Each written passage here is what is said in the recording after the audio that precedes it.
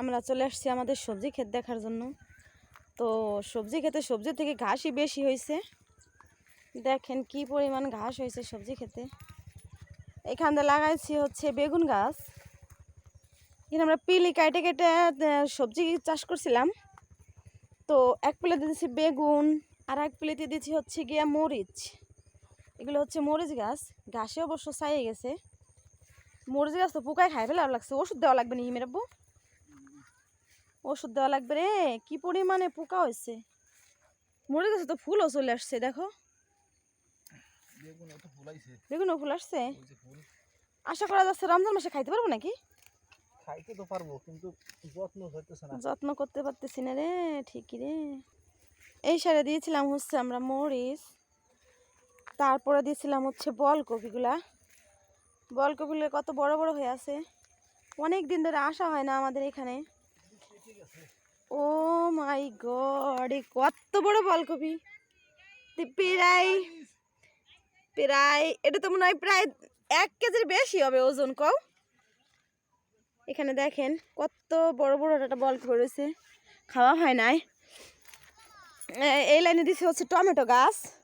Tomato গাছও মাশাআল্লাহ ভালোই হয়েছে। আর এখানে আছে লাল শাক। লাল শাকগুলো কিন্তু অনেক সুন্দর হয়েছে। আর এইখানে হচ্ছে ধনিয়া গাছ। ধনিয়া গাছও মাশাআল্লাহ অনেক সুন্দর হয়েছে। ফুল হয়ে যাচ্ছে রে ধনিয়ার পাতায়। এই সুমনা, ধনিয়া পাতা নিয়ে খাবার পারিস না? খাইস না কেন নিয়ে?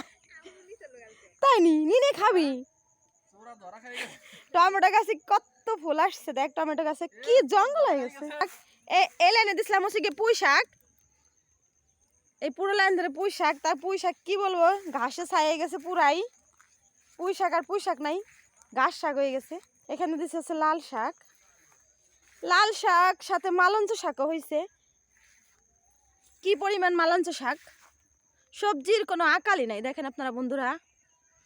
আর মাঝখানে মাঝখানে দিচ্ছি হচ্ছে ভেন্ডি। এই লাল শাকগুলো যখন খাওয়া হয়ে যাবে তখন এই ভেন্ডি গাছগুলো বড় হবে, তারপরে এই ভেন্ডি গাছ থেকে ভেন্ডি খাওয়া যাবে।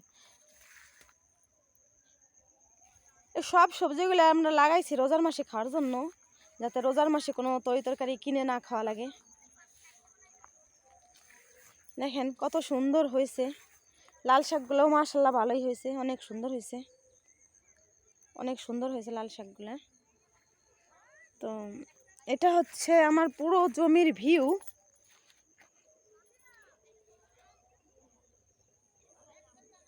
অনেক সুন্দরই হয়েছে।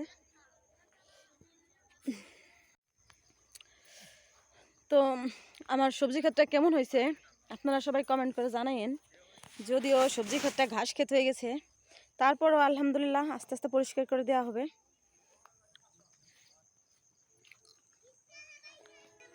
এখানে এই যে অলরেডি পরিষ্কার করা শুরু হয়ে গেছে। এই যে দেখেন এক পিলি পরিষ্কার করে ফেলছে। দেখেন এক পিলি পরিষ্কার করা হয়ে গেছে, আস্তে আস্তে সবই পরিষ্কার করে দেওয়া হবে।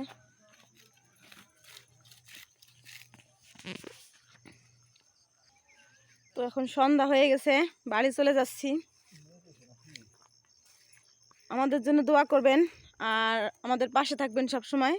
আর আমার চ্যানেলটি সাবস্ক্রাইব করে রাখবেন, যাতে এরকম আরও সুন্দর সুন্দর ভিডিও দিতে পারি।